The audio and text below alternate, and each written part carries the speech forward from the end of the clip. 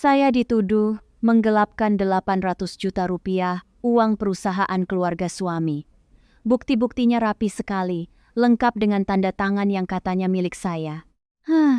Malam itu surat cerai diletakkan di hadapan saya bersama surat pernyataan untuk diam. Saya menandatanganinya dengan tangan gemetar, lalu keluar dari rumah besar itu dengan satu koper. 2 minggu setelah resmi bercerai, saya baru tahu sedang mengandung. Saya memilih diam, melahirkan anak saya, dan membesarkannya sendirian. 5 tahun saya membangun nama baru dari nol, sebagai konsultan pajak dan auditor independen. Lalu kabar itu datang. Perusahaan keluarga mantan suami saya diambang bangkrut. Bank menemukan kebocoran belasan miliar di pembukuan mereka. Dan bank menunjuk satu kantor auditor untuk membongkar seluruh isi perutnya. Saat pintu ruang rapat itu terbuka, seisi ruangan membeku. Auditor yang mereka tunggu adalah saya. Ibu mertua yang dulu mengusir saya berdiri dengan tangan gemetar.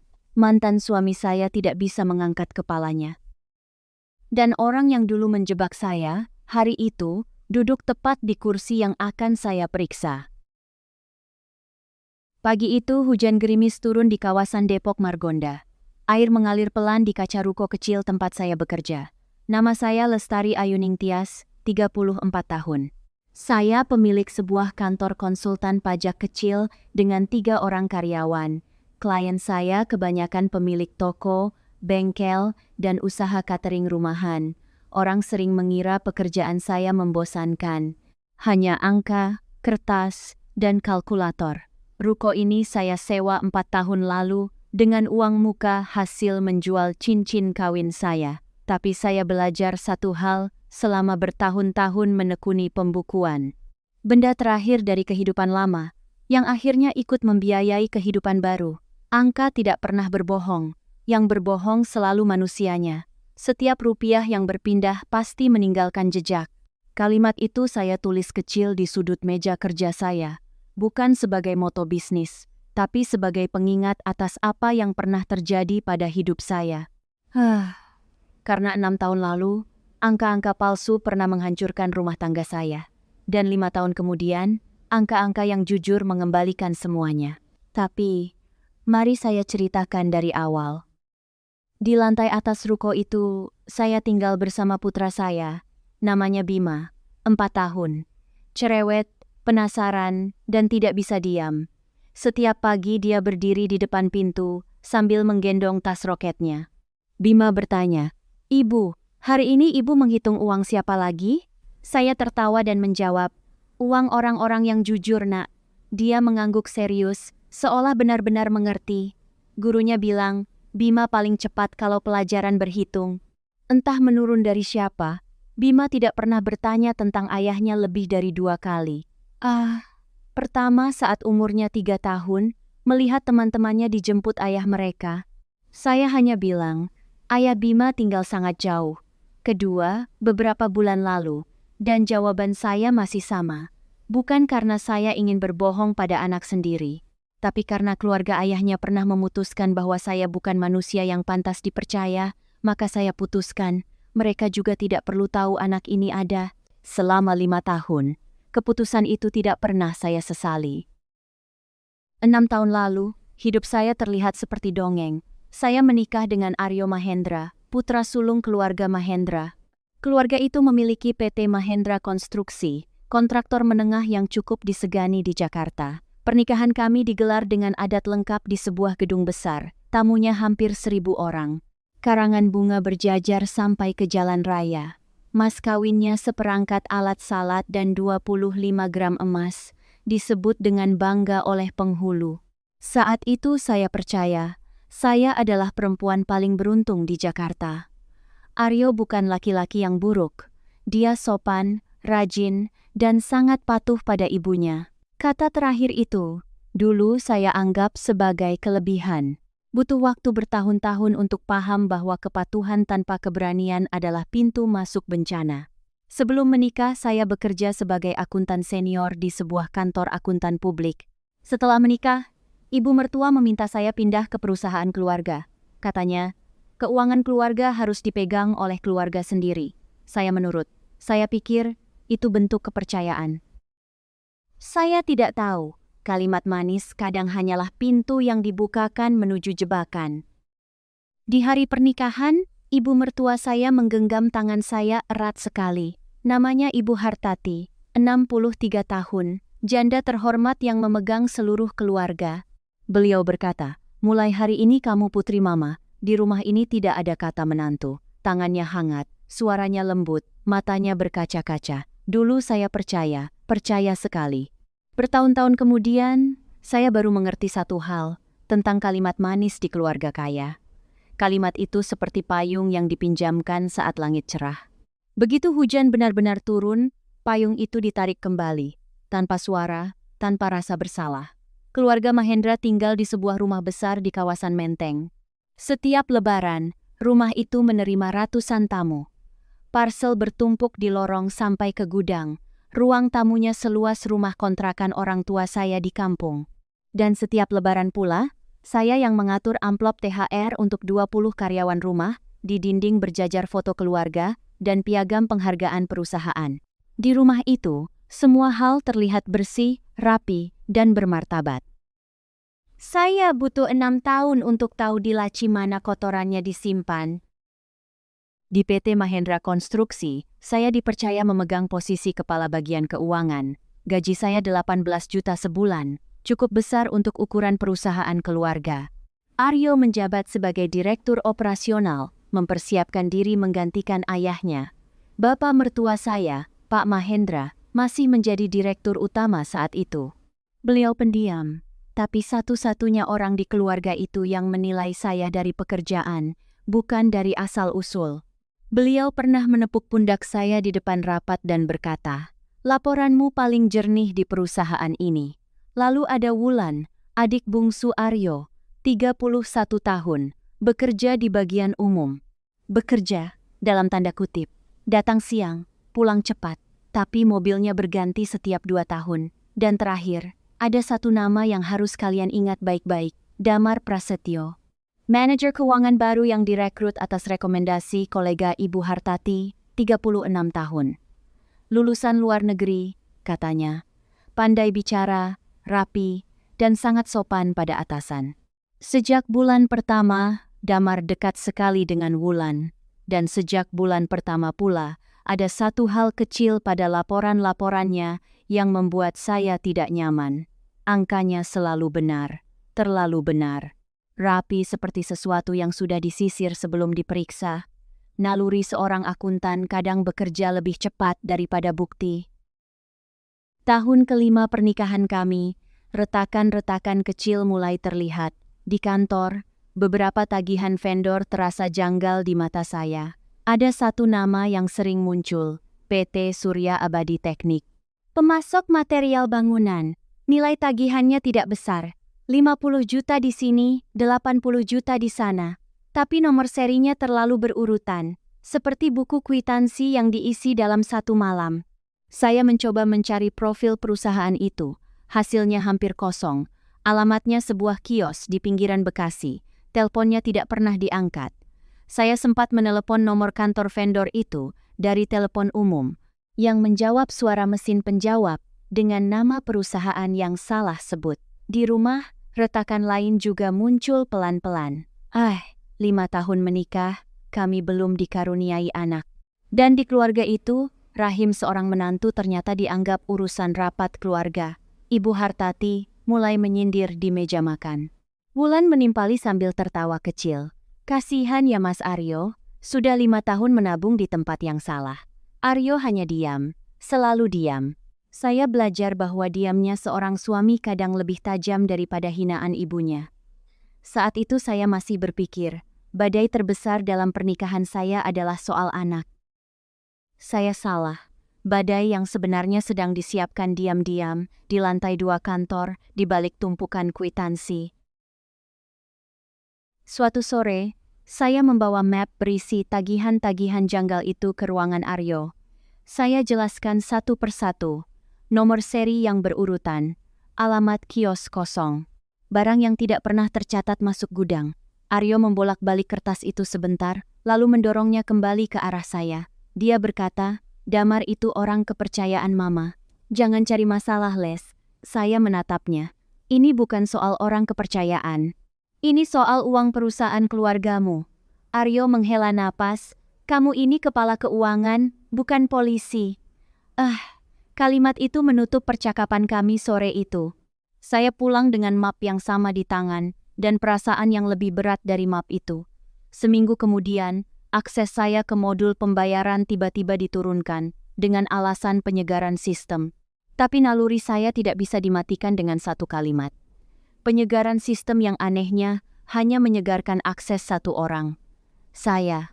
Diam-diam saya mulai memfotokopi setiap tagihan PT Surya Abadi Teknik yang lewat di meja saya. Saya catat tanggalnya, nomornya, nilainya. Satu map tipis yang saya simpan di rumah, bukan di kantor. Kebiasaan kecil seorang akuntan, selalu pegang salinan. 5 tahun kemudian, map tipis itu menjadi salah satu benda paling berharga dalam hidup saya. Beberapa hari kemudian, saya bertemu Damar di pantry kantor.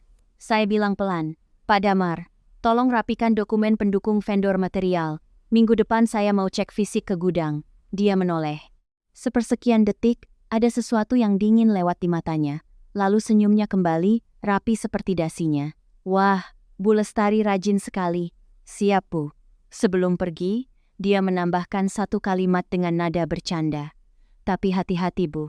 Orang yang terlalu rajin memeriksa, biasanya justru yang pertama diperiksa. Saya tertegun. Dia sudah berjalan pergi sambil bersiul kecil. Malam itu saya menceritakan kalimat itu pada Aryo. Dia hanya tertawa. Sejak hari itu, map-map yang lewat di meja saya mulai datang terlambat. Atau datang tidak lengkap. Damar memang suka bercanda. Kamu saja yang terlalu sensitif. Sekarang saya tahu, itu bukan candaan. Itu adalah pengumuman perang yang disampaikan dengan senyum. Dan perang itu dimulai lebih cepat dari yang saya duga. 2 minggu kemudian, sebelum saya sempat turun ke gudang, bom itu meledak lebih dulu. Pagi itu, audit internal mendadak digelar atas perintah Ibu Hartati. Di atas meja rapat, terhampar 3 lembar perintah pembayaran dengan tanda tangan saya. Tujuannya satu rekening atas nama Lestari A, di sebuah bank kecil di Bekasi. Total nilainya 800 juta rupiah, dicairkan dalam 3 kali transfer selama 4 bulan. Saya menatap tanda tangan itu. Mirip, sangat mirip, tapi bukan milik saya. Lekukan huruf L-nya terlalu bulat, tekanan penanya terlalu rata. Hanya saja, di ruangan itu, tidak ada satupun orang yang peduli pada lekukan huruf L. Damar berdiri di sudut, wajahnya prihatin, suaranya lembut. Saya juga tidak menyangka, Bu. Saya menemukannya saat merapikan arsip. Sesuai perintah Ibu Lestari sendiri. Bahkan ada saksi. Seorang teller cabang mengaku pernah melihat perempuan mirip saya mencairkan dana, memakai kacamata dan masker. Darah saya naik ke kepala. Kalimat saya di pantry itu, dia pakai sebagai alibi. Perempuan mirip saya. Di negeri ini, kemiripan ternyata cukup untuk menjadi bukti. Rekening itu dibuka dengan fotokopi KTP saya. KTP yang setahun lalu pernah saya titipkan ke bagian umum untuk urusan asuransi kantor. Bagian umum, tempat Wulan bekerja. Jebakan itu rapi, sabar dan sudah disiapkan berbulan-bulan. Dan saya berdiri sendirian di tengahnya. Malam harinya, saya dipanggil ke rumah Menteng. Di ruang tamu yang luas itu, semua orang yang dibutuhkan untuk menjatuhkan vonis sudah duduk rapi. Ibu Hartati duduk paling tengah, punggungnya tegak, sanggulnya rapi. Untuk pertama kalinya dalam 6 tahun, beliau memanggil saya dengan sebutan baru. Saudari Lestari. 2 kata itu jatuh seperti pintu besi yang dikunci dari dalam. Wulan menangis terseduh-seduh, persis di waktu yang tepat.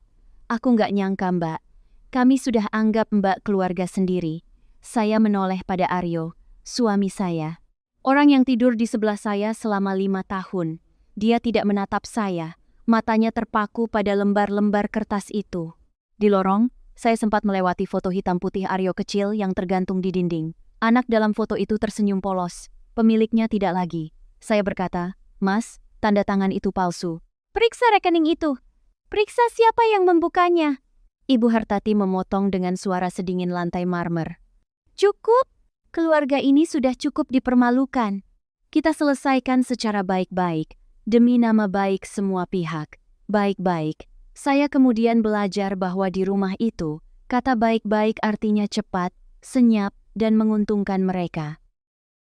Seminggu kemudian, pengacara keluarga menyodorkan 2 dokumen, surat kesepakatan cerai dan surat pernyataan untuk tidak menuntut serta tidak membicarakan kasus ini dimanapun.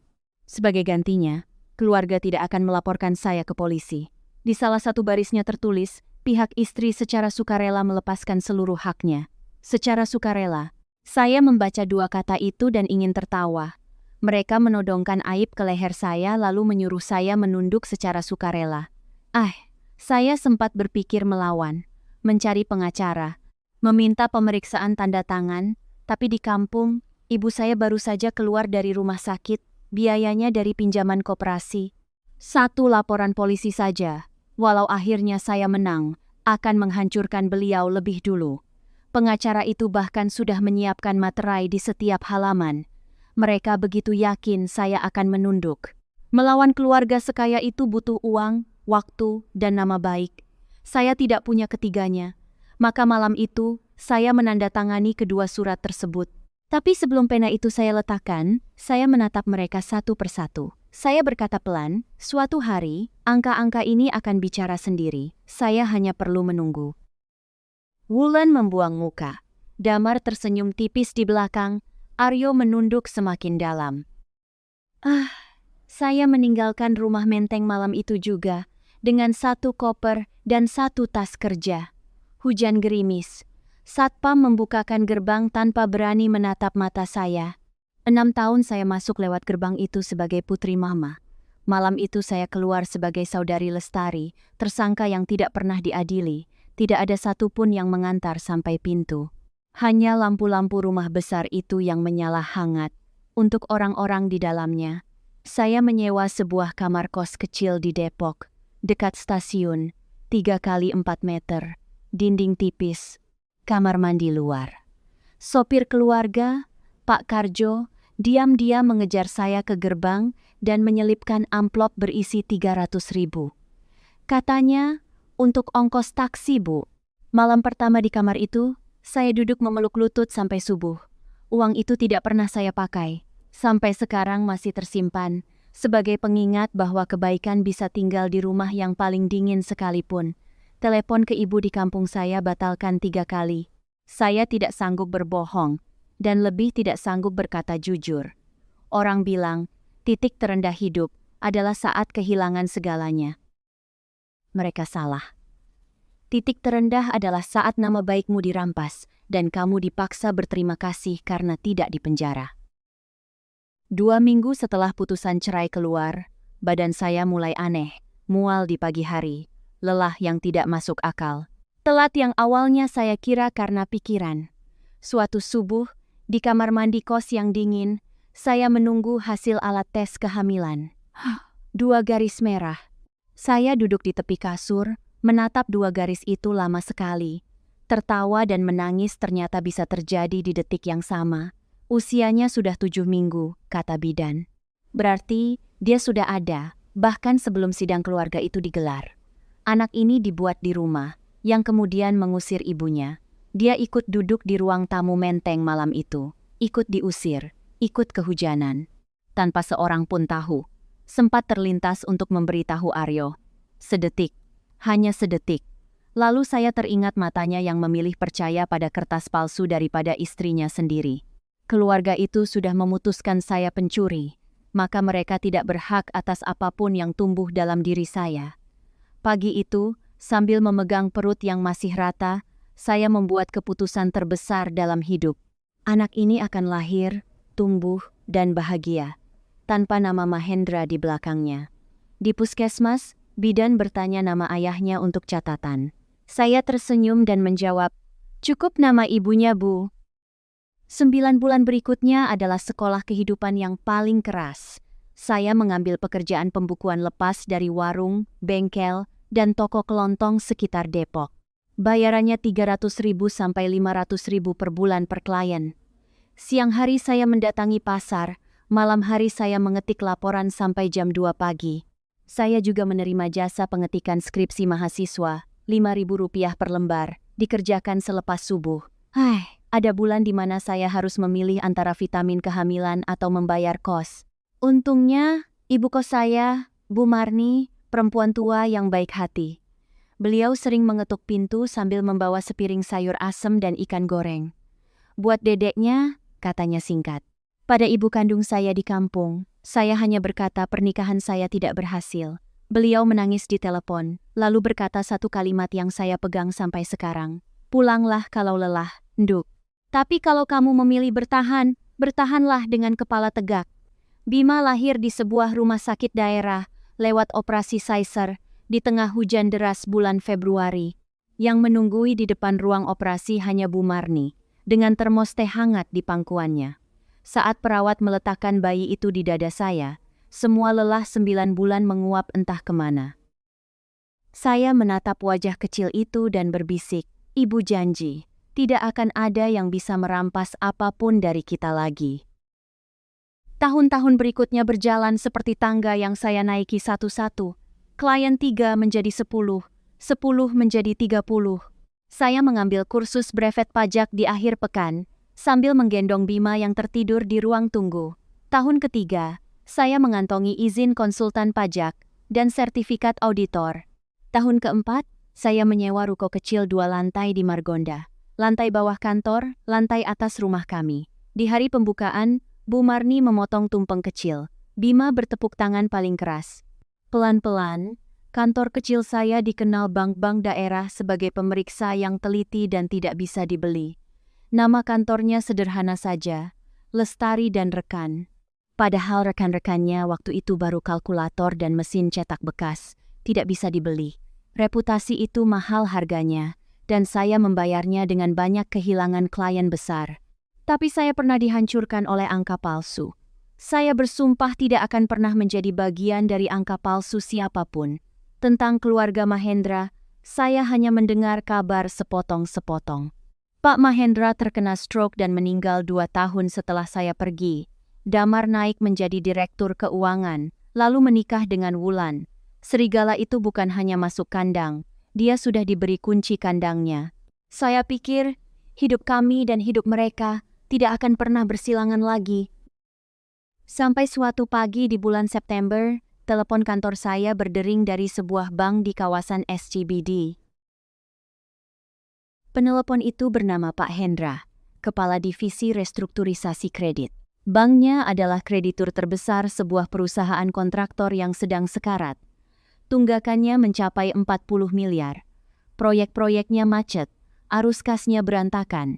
Nama kantor saya mereka dapat dari daftar rekanan resmi, peringkat 3 teratas untuk audit usaha menengah. Bank butuh auditor independen untuk uji tuntas, sebelum memutuskan menyelamatkan atau menyita. Lalu Pak Hendra menyebut nama perusahaannya, PT Mahendra Konstruksi. Saya terdiam beberapa detik. Pulpen di tangan saya berhenti di tengah kertas. Pak Hendra bertanya, Ibu Lestari, masih di sana? Hari itu juga, saya datang ke kantornya dan meletakkan satu hal di atas meja sebelum kontrak dibahas. Pak, sebelum lanjut, Bapak harus tahu. Saya mantan menantu keluarga Mahendra. Kami berpisah dengan tidak baik. Saya ceritakan garis besarnya, tanpa drama, tanpa air mata. Lalu saya persilakan bank menilai sendiri. Pak Hendra menatap saya lama, lalu berkata sesuatu yang tidak saya duga. Justru karena Ibu berani membuka itu duluan, saya makin yakin Ibu orang yang tepat. Yang kami butuhkan auditor yang kenal pembukuan lama perusahaan ini, dan yang tidak bisa mereka beli. Saya menandatangani kontrak penugasan itu dengan tangan yang sangat tenang. 5 tahun lalu mereka memaksa saya menandatangani surat untuk diam. Hari itu saya menandatangani surat untuk memeriksa. Senin pagi, saya kembali menginjak kantor itu setelah 5 tahun. Gedungnya masih sama, lobinya masih sama, hanya wajah-wajah satpamnya yang berganti. Resepsionis baru itu meminta saya mengisi buku tamu. Kolom keperluan saya isi dengan satu kata. Pemeriksaan, Pintu ruang rapat dibuka oleh sekretaris, dan waktu di dalam ruangan itu seperti berhenti. Aryo berdiri setengah bangun dari kursinya. "Lestari!" Ibu Hartati menutup mulut dengan tangannya. Gelang emasnya bergetar pelan. Wulan menjatuhkan ponselnya ke atas meja. Hanya satu orang yang bereaksi berbeda, Damar. Matanya menyipit sepersekian detik, lalu senyum profesionalnya terpasang kembali. Saya meletakkan kartu nama di atas meja, satu untuk setiap orang. "Selamat pagi. Saya Lestari Ayuning Tias, Meska Minggi Aranama Aramamina, auditor independen yang ditunjuk bank creditor. Mulai hari ini sampai 8 minggu ke depan, kantor saya akan memeriksa seluruh pembukuan perusahaan ini." Tidak ada yang menjawab. Hanya suara pendingin ruangan. 5 tahun lalu, di ruangan seperti ini saya duduk sebagai terdakwa tanpa pengadilan. Hari itu saya berdiri, dan yang gemetar bukan lagi tangan saya. Damar adalah orang pertama yang memecah keheningan. "Wah, dunia sempit sekali ya. Bu Lestari sekarang punya kantor sendiri, di Depok kalau tidak salah." Penekanan kata Depok itu dia ucapkan sambil melirik jas Pak Hendra, seolah berkata, "Bank sebesar ini kok pakai kantor sekecil itu?" Saya tidak menjawab. Pak Hendra yang menjawab. "Kantor Ibu Lestari yang menemukan selisih 11 miliar pada debitur kami tahun lalu, Pak Damar. Itu alasan kami memilihnya." Senyum Damar mengencang sedikit. "Tentu. Hanya saja, mengingat sejarah pribadi Bu Lestari dengan keluarga ini, apakah tidak ada konflik kepentingan?"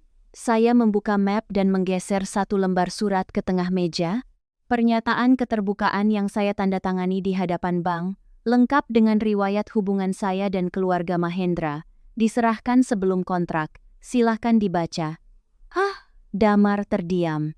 Dia tidak menyangka peluru pertamanya sudah dipatahkan sebelum ditembakkan. "Satu lagi Pak Damar, hasil kerja saya nanti berupa angka dan dokumen." Keduanya tidak punya perasaan, tidak punya dendam, dan tidak bisa diajak berdamai. Hari itu rapat ditutup tanpa basa-basi foto bersama, sangat melegakan. Aryo menatap saya seperti menatap orang asing. Mungkin memang begitu, Lestari yang dulu sudah mereka kubur sendiri. Minggu pertama pemeriksaan, halangan-halangan kecil mulai berdatangan. Saya meminta buku besar dan bukti kas 5 tahun terakhir. Yang datang hanya 2 tahun. Kepala arsip dengan wajah pucat menjelaskan sambil melirik Damar. "Server lama rusak, Bu, dan arsip fisik tahun-tahun itu kena banjir waktu gudang bocor. Banjir yang sopan sekali, hanya merendam tahun-tahun yang ingin saya periksa." Saya menutup buku catatan dan tersenyum. "Tidak apa-apa, Pak. Saya tidak butuh arsip Bapak. Setiap transfer perusahaan ini lewat bank. Dan bank menyimpan rekening koran 10 tahun ke belakang. Besok pagi, salinan resmi seluruh mutasi rekening perusahaan akan ada di meja saya, langsung dari kreditur." Sorenya, saya menemukan map saya di ruang kerja sementara sedikit bergeser dari posisi pagi. Sejak itu, semua dokumen penting menginap di brankas kantor saya sendiri. Wajah kepala arsip berubah. Damar berhenti bersandar di rak. Orang bisa membakar kertas, membanjiri gudang, merusak server. Tapi uang yang sudah berpindah tidak bisa ditarik pulang dari ingatan bank. Malam itu, dari jendela ruang kerja sementara saya melihat lampu ruangan Damar menyala sampai larut. Tikus mulai mencium bau kucing. Hari Kamis sore, sebuah pesan singkat masuk dari nomor tak dikenal. "Mbak Les masih suka es teh manis? Warung Bu Imas, jam 7. Jangan bawa siapa-siapa. Hanya satu orang di dunia ini yang memanggil saya Mbak Les. Mbak Ratna, akuntan senior yang dulu mengajari saya seluk-beluk pembukuan proyek di tahun pertama saya." 5 tahun tidak bertemu. Rambutnya sudah hampir putih semua. Sejak Damar berkuasa, beliau digeser dari bagian keuangan ke gudang arsip, disimpan, tapi tidak dipakai. Seperti kursi rusak. Sebelum bicara, beliau memesankan saya pisang goreng sepiring. "Mbak Les dulu kalau lembur pasti cari ini," katanya. 5 tahun, dan beliau masih ingat. Dari balik sapu tangan, beliau menggeser sebuah flash disk tua ke tangan saya. "Cadangan buku besar yang saya simpan sendiri, Mbak. Kebiasaan orang tua. Setiap tutup bulan, saya salin 1 kali. 5 tahun penuh, justru tahun-tahun yang katanya hilang kena banjir." Saya bertanya kenapa beliau berani mengambil resiko ini. Beliau menatap es tehnya lama sekali sebelum menjawab. Waktu Mbak Les difitnah dulu, saya diam. Saya takut kehilangan pekerjaan. Anak saya masih kuliah. Sekarang anak saya sudah lulus, Mbak. Dan saya sudah terlalu tua untuk terus menunduk pada orang yang salah. Malam itu, di warung pinggir jalan, keberanian seorang perempuan tua membayar lunas 5 tahun kesepian saya. 3 malam berturut-turut, saya mencocokkan isi flash disk itu dengan rekening koran dari bank. Pola itu muncul pelan-pelan, seperti gambar yang timbul dari air. PT Surya Abadi Teknik. Nama lama itu masih hidup, dan makin gemuk. 5 tahun terakhir, vendor itu menerima pembayaran hampir setiap bulan. Material yang tidak pernah tercatat di gudang manapun. Pekerjaan yang tidak ada di laporan proyek manapun. Totalnya, 12 miliar 300 juta rupiah. 12 miliar. Cukup untuk membayar gaji seluruh karyawan perusahaan itu selama 2 tahun. Sebagian dana itu mengalir lagi dari vendor ke 3 rekening pribadi. Salah satunya rutin membayar cicilan sebuah apartemen di Jakarta Selatan. Dan ada satu hal lagi yang membuat tangan saya berhenti di atas kalkulator. Apartemen yang, menurut unggahan media sosial Wulan, adalah kado ulang tahun dari suami tercinta. Pola transfernya 3 tahap. Nilai dipecah di bawah batas pelaporan. Selalu cair menjelang akhir bulan. Persis seperti pola 3 transfer 800 juta yang dulu ditimpakan ke nama saya. Tangan yang sama, pisau yang sama. Hanya korbannya yang diganti, dari nama saya menjadi perusahaan itu sendiri. Saya menyandarkan punggung ke kursi dan menarik napas panjang. Selama 5 tahun saya mengira kasus saya sudah selesai. Ternyata kasus saya hanyalah halaman pertama. Dan buku itu sekarang terbuka di atas meja saya. Sabtu pagi, saya berkendara ke alamat PT Surya Abadi Teknik di pinggiran Bekasi. Alamat sebuah perusahaan yang menerima 12 miliar itu adalah kios tutup berukuran 3 kali 4 meter. Rolling door-nya berkarat, papan namanya tinggal kerangka. Penjual gado-gado di sebelahnya bercerita panjang lebar sambil mengulek sambal. Itu tutup dari zaman corona, Bu. Paling setahun sekali ada yang datang ambil surat-surat dari kotak pos. Saya bertanya, siapa yang datang? Penjual gado-gado itu juga ingat satu hal. Mobil bagus itu selalu datang di tanggal-tanggal muda, sebulan sekali, seperti orang gajian. Laki-laki, bawa mobil bagus. Katanya sih saudaranya yang punya. Dari akta perusahaan yang saya tarik melalui notaris rekanan, nama direkturnya tertera jelas. Raden Prasetyo. Satu marga belakang dengan Damar Prasetyo. Sepupu. Tinggal di kota yang sama. Pernah satu alamat domisili dengan Damar 8 tahun lalu. Perusahaan cangkang, direktur boneka, alamat kosong, buku teks kejahatan kerah putih, halaman pertama. Saya memotret kios itu dari 4 sisi. Lengkap dengan koordinat dan tanggal. Di dunia saya, foto kios berkarat seperti ini nilainya bisa lebih tinggi dari berlian. Pulangnya, saya membelikan Bima gado-gado 1 bungkus. Anak itu makan dengan lahap, tidak tahu ibunya baru saja menemukan kunci dari sebuah gembok berusia 5 tahun. Minggu ketiga, Damar mengundang saya makan siang di sebuah restoran mahal di Senopati. Sekadar silaturahmi, katanya di telepon. Saya datang. Saya ingin tahu seberapa takut dia. Dia memesan menu paling mahal, bercerita tentang golf, tentang rencana perusahaan, tentang apa saja. Lalu, di antara hidangan utama dan penutup, amplop tebal itu bergeser pelan ke arah saya. Fee konsultasi tambahan Bu Lestari, 500 juta. Anggap saja apresiasi untuk kerja keras tim ibu. Laporannya tetap dibuat profesional tentu. Hanya beberapa pos teknis tidak perlu terlalu didramatisir. Anggap saja tabungan pendidikan untuk putra ibu, tambahnya pelan. Dia mengira nama anak saya bisa dijadikan gagang pisau. Saya menatap amplop itu, lalu menatap matanya. Pak Damar, 5 tahun lalu Bapak membeli nasib saya dengan 800 juta yang bahkan bukan uang Bapak. Hari ini Bapak menawar saya 500 juta. Harga saya turun? Atau nyali Bapak yang menciut? Senyumnya retak untuk pertama kalinya. Rahangnya mengeras. Hati-hati Bu Lestari. Jakarta itu kota yang keras untuk perempuan yang membesarkan anak sendirian. Dia tahu tentang Bima. Tulang punggung saya dingin sesaat. Tapi wajah saya tidak boleh berubah. Saya berdiri, meletakkan uang 100.000 untuk es teh saya, dan tersenyum. Terima kasih makan siangnya, Pak. Tawaran Bapak barusan akan saya cantumkan di kertas kerja, lengkap dengan tanggal dan tempatnya. 2 hari setelah makan siang itu, giliran Wulan yang datang, langsung ke ruko saya. Dia masuk tanpa mengetuk, kacamata hitam di kepala, tas bermerek diayun-ayunkan.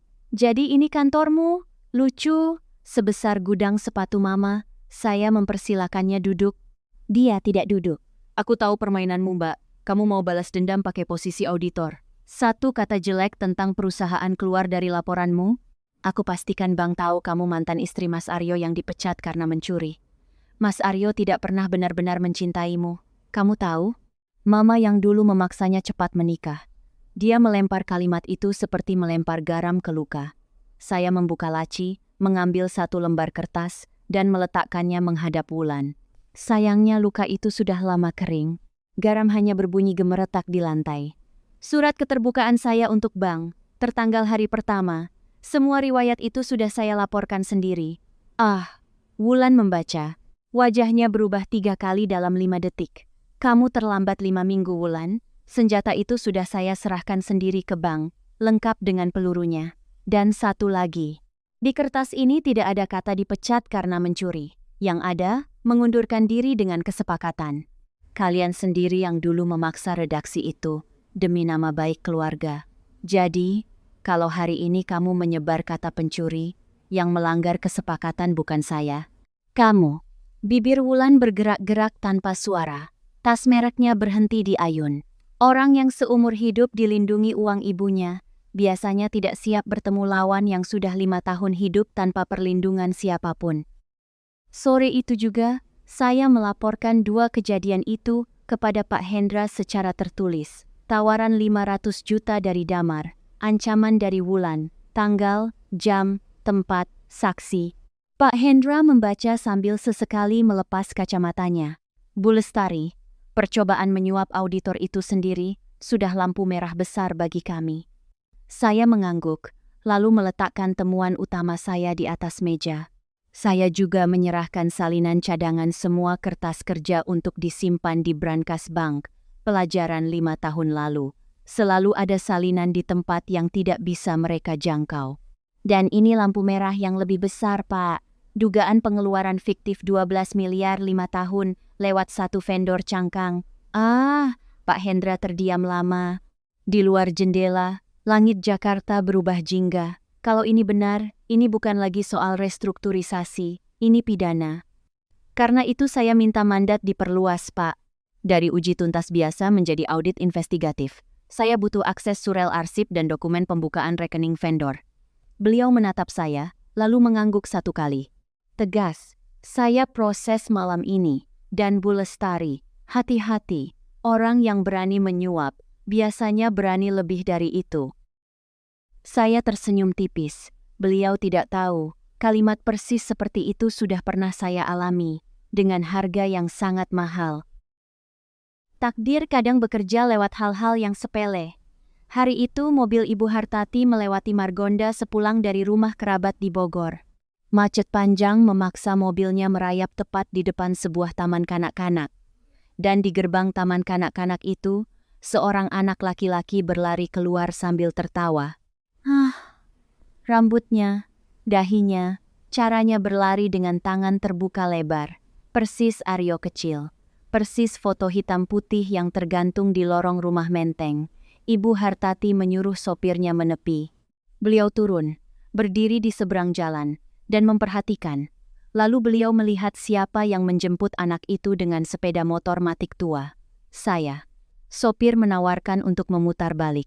Beliau menolak, dan meminta diantar pulang lewat jalan yang sama keesokan harinya, dan hari berikutnya lagi. Sore itu saya tidak menyadari apapun. Saya memasang helm kecil di kepala Bima, seperti biasa.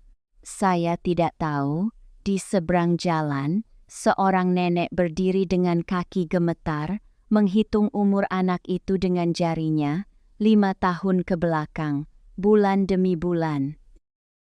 Dan hasil hitungannya membuat dunia beliau runtuh pelan-pelan di pinggir jalan Margonda. Keesokan paginya, mobil hitam itu berhenti di depan ruko saya. Ibu Hartati masuk tanpa janji, tanpa sopir, tanpa gelang emas yang biasa. Beliau berdiri di depan meja saya dan langsung bertanya. Suaranya pecah. "Ah, anak itu, anak laki-laki yang kamu jemput kemarin. Dia anak Aryo kan? Dia cucu mama kan?" 5 tahun saya menyiapkan diri untuk pertanyaan itu. Ternyata tetap saja dada saya sesak. Di luar, sopirnya menunggu dengan mesin menyala. Beliau menyuruhnya pulang. "Mama naik taksi saja nanti," katanya. Pertama kali seumur hidupnya, mungkin, saya menarik napas dan menjawab dengan suara paling datar yang saya punya. Namanya Bima. Di akta kelahirannya, hanya ada satu nama orang tua, nama saya. Dia lahir 8 bulan setelah keluarga ibu mengusir saya sebagai pencuri. Ibu Hartati terhuyung, berpegangan pada sandaran kursi. "Kenapa kamu tidak bilang?" 5 tahun Lestari. 5 tahun mama punya cucu dan tidak tahu. Kalimat itu memantik sesuatu yang lama saya kubur. Bilang, pada keluarga yang menyebut saya saudari Lestari di ruang tamunya sendiri? Ibu mengusir menantu. Yang ikut terusir di dalam perut menantu itu bukan lagi urusan keluarga Mahendra. Beliau menutup wajah dengan kedua tangan. Untuk pertama kalinya, saya melihat perempuan besi itu menangis. Dan untuk pertama kalinya pula, saya tahu rasanya menang tanpa merasa senang sedikit pun. Sejak hari itu, Ibu Hartati datang seminggu sekali, selalu sore, selalu membawa rantang, opor ayam, sayur lodeh, sambal goreng kentang yang dulu jadi kesukaan saya di rumah Menteng. Beliau tidak pernah lagi menuntut, hanya duduk di kursi tunggu, memandang Bima bermain dari jauh. Bima, dengan naluri anak kecil, mulai menyapanya duluan. "Nenek siapa, Bu?"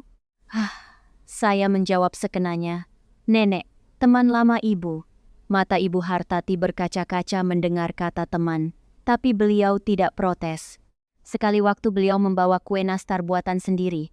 Bentuknya tidak rapi, beberapa gosong di bawah. "Mama baru belajar bikin sendiri. Dulu semua dikerjakan orang," katanya malu-malu. Suatu sore, saat menerima rantang itu, saya berkata pelan tapi jelas, "Bu, kalau ibu sayang anak ini, saya tidak akan menghalangi.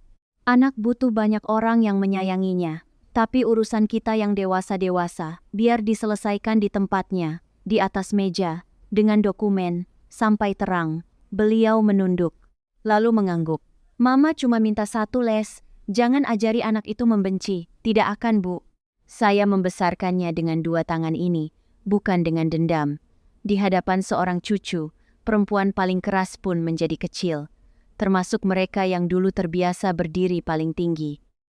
Tentu saja, kabar itu akhirnya sampai juga ke Aryo. Dia menunggu saya di taman dekat sekolah Bima, suatu sore. Wajahnya kusut, dasinya longgar. 5 tahun, Les. Kamu sembunyikan anakku 5 tahun. Sekejam itu kamu sama aku." Saya menatapnya. Lama. Sampai dia sendiri yang menunduk lebih dulu. "Kejam itu, Mas. Ketika suami melihat tanda tangan palsu di atas kertas dan memilih percaya kertasnya, bukan istrinya. Kejam itu ketika istrimu diusir malam-malam dan kamu bahkan tidak mengantarnya sampai gerbang." Aku waktu itu bingung, Les. Semua bukti mengarah ke kamu. Mama sudah memutuskan. Aku bisa apa? Bisa apa? Mas adalah satu-satunya orang di rumah itu yang tidur di sebelah saya selama 5 tahun. Kalau 5 tahun tidur di sebelah seseorang belum cukup untuk mengenal hatinya, lalu kertas macam apa yang bisa? Mama sudah cerita semuanya padaku, Les. Termasuk soal dia diam-diam ke sini tiap minggu. Aku iri pada Mama. Setidaknya dia berani datang. Dia terdiam. Di belakang kami, Bima tertawa di atas perosotan. "Aku mau kenal anak itu, Les. Aku ayahnya." "Secara hukum, bukan. Dan hak itu tidak bisa Mas beli dengan penyesalan. Tapi saya bukan ibumu, Mas. Saya tidak menghukum orang tanpa pengadilan. Buktikan dulu kamu pantas." Pelan-pelan, dari jauh. Sore itu, untuk pertama kalinya, saya melihat Aryo menangis. 5 tahun terlambat, di taman yang salah, untuk alasan yang benar.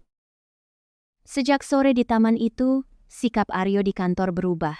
Dia mulai membaca ulang laporan keuangan lama, bertanya pada manajer proyek, membongkar lemari arsipnya sendiri. Suatu siang, dia mencegat saya di koridor. Suaranya setengah berbisik.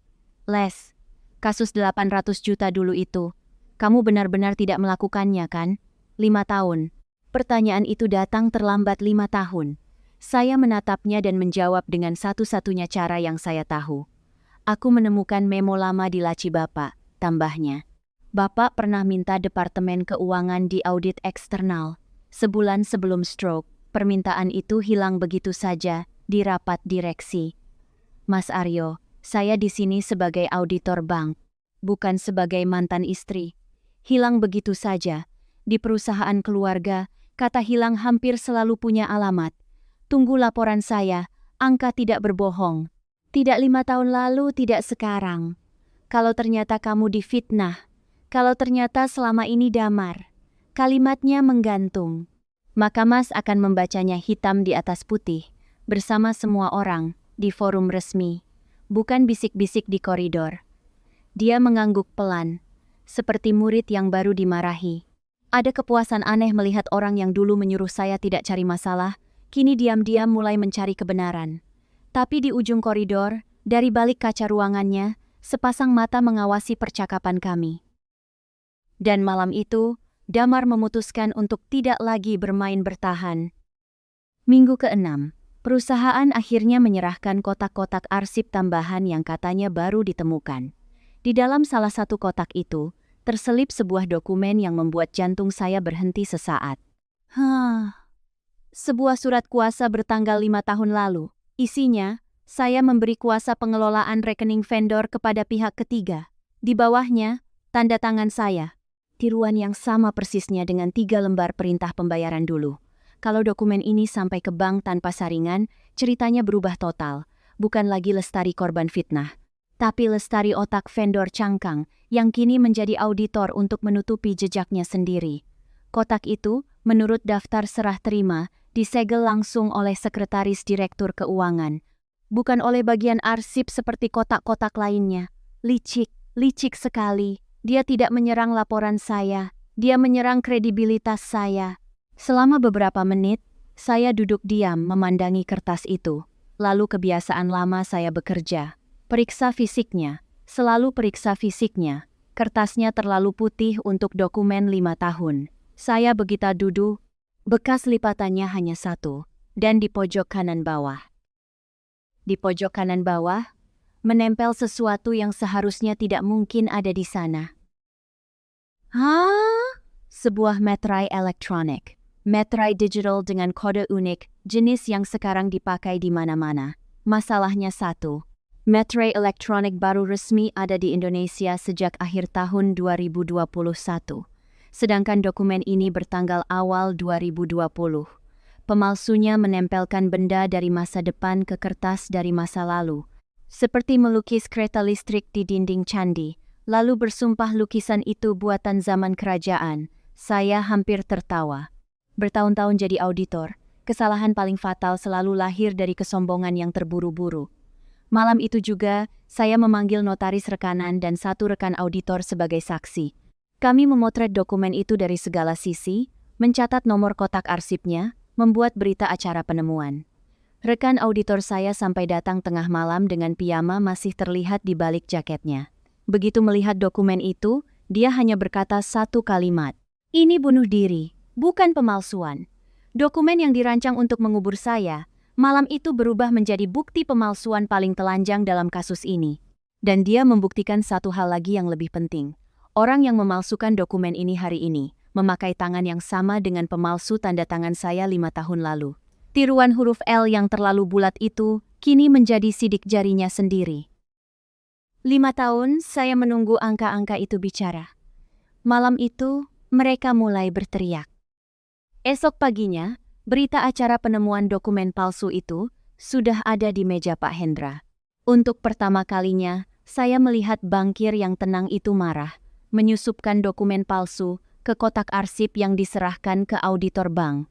Mereka pikir kita semua buta. Hari itu juga, mandat saya resmi berubah. Dari uji tuntas menjadi audit investigatif penuh, akses surel arsip perusahaan, dokumen pembukaan rekening vendor, wawancara karyawan di bawah berita acara. Tim saya bertambah 2 orang, ahli forensik digital yang biasa dipakai bank untuk kasus internal. Bank juga menugaskan pengacara untuk mendampingi setiap langkah saya. Namanya Pak Tirta, lelaki pendiam yang hanya bicara kalau kalimatnya bisa dipakai di pengadilan. Sementara itu, di kantor Mahendra, suasana berubah seperti kota yang menunggu badai. Karyawan berbisik-bisik di lift. Beberapa manajer mulai sakit mendadak dan cuti panjang. Damar masih tersenyum di setiap rapat, tapi senyumnya kini seperti dasi yang dipakai terbalik. Rapi dari jauh, salah dari dekat. Saya pernah membaca, binatang yang paling berbahaya adalah binatang yang terluka dan terpojok. Minggu-minggu berikutnya, saya akan tahu bahwa kalimat itu benar. Tapi pemburu yang sudah 5 tahun menunggu, tidak pulang hanya karena binatangnya mulai menggeram. Surel arsip perusahaan ternyata tidak pernah benar-benar hilang. Server lama memang dimatikan, tapi cadangannya, sesuai kontrak, tersimpan di penyedia jasa pihak ketiga. Damar lupa satu hal sederhana.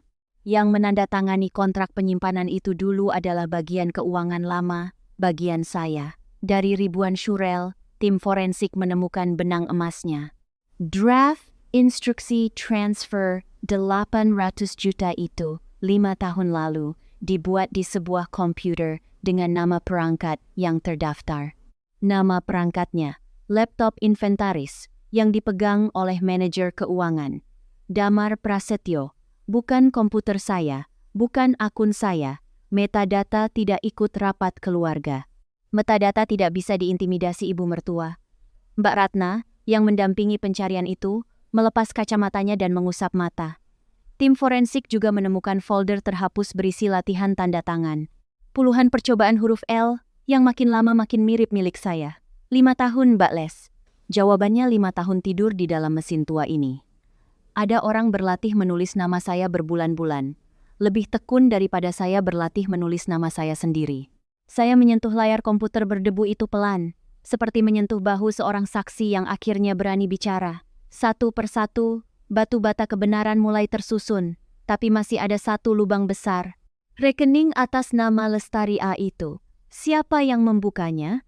Bagaimana caranya? Jawabannya menunggu di sebuah kantor cabang bank kecil di pinggiran Bekasi.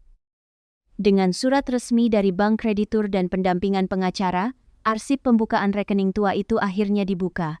Formulirnya masih tersimpan. Fotokopi KTP saya menempel di sana, persis dugaan saya. Tapi mata saya berhenti di satu kolom. Kolom tanggal lahir yang diisi tulisan tangan. Di KTP saya tertulis 12 Maret. Di formulir itu tertulis 21 Maret. Angkanya tertukar. 12 menjadi 21. Pemilik asli tidak akan pernah salah menulis tanggal lahirnya sendiri. Tidak di dokumen bank, tidak dimanapun. Kesalahan kecil itu berteriak lebih keras dari 1000 saksi. Yang mengisi formulir ini bukan saya. Petugas muda itu sampai memanggil kepala cabangnya. Mereka ikut tegang. Rekening bermasalah 5 tahun lalu dibuka di cabang mereka, dengan prosedur yang kini terlihat bolong di mana-mana. Petugas cabang yang lama sudah pindah, tapi catatan internal menyebut pembukaan rekening itu dibantu seorang perantara lapangan. Perantara yang sama, menurut catatan, pernah membantu pembukaan 3 rekening lain, termasuk rekening milik PT Surya Abadi Teknik. 1 perantara, 2 rekening, 1 cerita. Saya memandang formulir tua itu dan merasakan sesuatu yang sulit dijelaskan. Selama 5 tahun, kertas-kertas palsu berdiri sebagai saksi melawan saya. Hari itu, 1 kertas asli berdiri, membungkuk hormat, dan berpindah ke pihak saya. Mengetahui mandat saya diperluas, Damar melancarkan serangan resminya. Dia mengirim surat keberatan ke direksi bank. Isinya panjang, bahasanya halus, racunnya pekat. Auditor memiliki dendam pribadi. Auditor mengintimidasi karyawan. Auditor mengarang temuan untuk membalas keluarga mantan suaminya. Dia bahkan melampirkan foto saya makan siang dengannya, dipotong sedemikian rupa seolah saya yang meminta bertemu. Bank memanggil rapat klarifikasi. Saya datang membawa 1 koper dokumen. Satu persatu tuduhan itu saya jawab, dengan kertas. Selalu dengan kertas. Surat keterbukaan hari pertama. Notulen setiap wawancara, ditandatangani karyawan yang bersangkutan. Dan undangan makan siang itu masih tersimpan di pesan ponsel saya, dari nomornya sendiri. Ruang rapat hening. Direktur Kepatuhan Bank membolak-balik bukti itu 2 kali. Dalam rapat klarifikasi itu, ada satu pertanyaan dari Direktur Kepatuhan yang saya nikmati sekali. Pak Damar, kalau auditornya pendendam, kenapa semua buktinya bisa diverifikasi pihak ketiga? Keputusan keluar seminggu kemudian. Mandat saya bukan dicabut, justru diperpanjang dengan perlindungan hukum penuh dari bank. Dan satu kalimat tambahan di surat itu membuat Damar pucat. Temuan sementara diteruskan ke Divisi Kepatuhan sebagai dugaan tindak pidana. Orang yang melempar lumpur ke arah cermin, pada akhirnya hanya mengotori bayangannya sendiri. Damar kehabisan cara halus, maka dia beralih ke cara yang kasar. Jumat malam, lampu lantai arsip kantor Mahendra menyala sampai dini hari. Satpam lama, yang masih mengingat saya dengan baik, bercerita keesokan harinya dengan suara rendah. Pak Damar di ruang arsip sendirian, Bu. Suara mesin penghancur kertas tidak berhenti dari jam 11 sampai jam 3. 4 jam. Entah berapa ratus dokumen menjadi mie kertas malam itu. Saya mendengarnya, dan justru tersenyum. Karena Damar terlambat, sangat terlambat. Semua dokumen kunci sudah lama disalin. Sebagian oleh tim saya. Sebagian jauh lebih awal, oleh tangan setia Mbak Ratna. Mbak Ratna sempat panik pagi itu, mengira dokumen sumber ikut musnah. Saya menenangkannya lewat telepon, sambil menyuapi Bima sarapan. Yang dia hancurkan malam itu hanyalah kertas. Asli buktinya sudah hidup di tempat lain. Dan ada satu hal yang dia lupakan di langit-langit ruangan itu. Kamera pengawas gudang arsip, yang dipasang 2 tahun lalu setelah kasus kehilangan material. Mesin kecil itu merekam segalanya. 4 jam penuh, lengkap dengan tanggal dan jam di sudut layarnya. Menghancurkan dokumen saat audit investigatif berjalan. Di mata hukum, bukan lagi kelalaian, itu pengakuan. Orang panik selalu mengira sedang menghapus jejak. Padahal, kepanikan itu sendiri adalah jejak yang paling dalam. Sementara suaminya menghancurkan kertas, Wulan mencoba menyelamatkan hal yang paling dia pahami, uang. Diam-diam dia mendatangi notaris keluarga, ingin menjual sahamnya dan mengalihkan 2 miliar simpanannya ke rekening lain. Tapi dia lupa, atau mungkin tidak pernah membaca, anggaran dasar perusahaan keluarganya sendiri. Saham keluarga tidak bisa dijual tanpa persetujuan rapat pemegang saham. Dan seluruh aset sedang berstatus berjaga selama proses restrukturisasi bank. Notaris tua itu menolak dengan halus. Lalu, sebagaimana kewajibannya, mencatat percobaan itu. Dia bahkan sempat menawar, meminta notaris memundurkan tanggal akta pada notaris, memundurkan tanggal. Di tengah kasus pemalsuan dokumen. Catatan itu sampai ke meja saya 3 hari kemudian, melalui jalur resmi bank. Seorang direktur mencoba memindahkan harta besar-besaran tepat di tengah audit investigatif. Dalam kamus saya, itu bukan kebetulan, itu barometer rasa bersalah. Saya menambahkan 1 lembar lagi ke dalam map merah yang makin tebal di laci saya. 5 tahun lalu, mereka menyusun lembar demi lembar untuk mengubur saya. Kini, tanpa saya minta, mereka sendiri yang menyusun lembar demi lembar untuk mengubur diri mereka. Dan saat tanah mulai runtuh, tikus selalu menggigit tikus lainnya. Kamis sore, Wulan kembali ke ruko saya, kali ini tanpa kacamata hitam, tanpa tas yang diayun-ayunkan. Maskaranya luntur, suaranya serak. 5 minggu mengubahnya lebih banyak daripada 5 tahun. Mbak Les, aku mau bicara, tapi janji dulu, kamu lindungi aku. Saya auditor Wulan, bukan jaksa. Saya hanya bisa menjanjikan satu hal. Mencatat dengan jujur siapa berbuat apa. Dia terduduk di kursi tamu. Dan untuk pertama kalinya sejak saya mengenalnya, dia bicara tanpa topeng. Ide rekening itu, dari Mas Damar. 5 tahun lalu, aku yang mengambil fotokopi KTP-mu dari berkas asuransi. Katanya cuma untuk menyingkirkanmu dari bagian keuangan. Katanya kamu terlalu banyak tahu. Aku tidak tahu uangnya sebesar itu, Mbak. Sumpah, aku tidak tahu soal vendor itu. 5 tahun hidup saya dihancurkan, dan alasannya seringan itu. Menyingkirkan orang yang terlalu banyak tahu. Apartemen itu, mobil-mobil itu. Aku tidak pernah bertanya uangnya dari mana. Aku takut jawabannya, Mbak. Jadi aku memilih tidak bertanya. Saya menarik napas panjang, membuka laci dan meletakkan alat perekam di atas meja terlihat jelas. Memilih tidak bertanya. Begitulah cara orang ikut mencuri tanpa merasa mencuri. Ulangi Wulan, pelan-pelan, dari awal. Dengan kesadaran bahwa ini direkam dan akan menjadi bagian dari berkas resmi, dia menatap alat kecil itu, menatap pintu, lalu menatap hidupnya sendiri yang sudah tidak punya pintu lain. Dan dia mulai bercerita. 40 menit, tanpa berhenti. Begitulah persekutuan orang serakah selalu berakhir. Bukan dihancurkan musuhnya, melainkan dijual oleh sekutunya sendiri. Malam itu juga, seolah semesta sedang menyusun barisannya, Ibu Hartati datang. Beliau membawa sesuatu terbungkus kain batik tua. Sebuah buku catatan bersampul merah, diikat karet gelang. Ini punya almarhum Bapak. Mama menemukannya di laci meja kerjanya, waktu beres-beres setelah 40 hari. Buku merah itu adalah catatan pribadi Pak Mahendra. Angka-angka proyek, ditulis tangan, dengan ketelitian orang tua. Di halaman-halaman terakhir, tulisannya mulai miring dan bergetar. Ditulis setelah serangan stroke pertama. Di halaman tengah, terselip nota pembelian sebuah jam tangan. Hadiah ulang tahun pernikahan untuk Ibu Hartati. Beliau tidak tahu nota itu disimpan. Tangannya gemetar menyentuhnya. Sebuah nama, dilingkari berkali-kali dengan tinta merah. PT Surya Abadi Teknik. Di sebelahnya, 3 tanda tanya besar. Dan di bawahnya, 1 kalimat pendek yang membuat tenggorokan saya tercekat. Tanya Lestari. 2 kata, tulisan tangan yang bergetar. Ditulis seorang lelaki tua yang sedang berpacu dengan sisa umurnya. Satu-satunya orang di keluarga itu yang menilai saya dari pekerjaan, ternyata sampai akhir hayatnya tetap percaya pada saya. Beliau ingin bertanya, tapi saya sudah diusir. Dan tidak lama kemudian, stroke kedua merenggut seluruh pertanyaannya. Ibu Hartati berkata pelan, Mama dulu mengira itu coretan orang sakit. Sekarang Mama mengerti. Bapak tahu Les, Bapak sudah tahu duluan. Saya menutup buku merah itu dan mendekapnya sebentar di dada. Malam itu, daftar saksi saya bertambah 1 nama. Saksi yang bicara dari balik kubur dengan tinta merah yang bergetar. Minggu terakhir sebelum presentasi, saya hampir tidak tidur.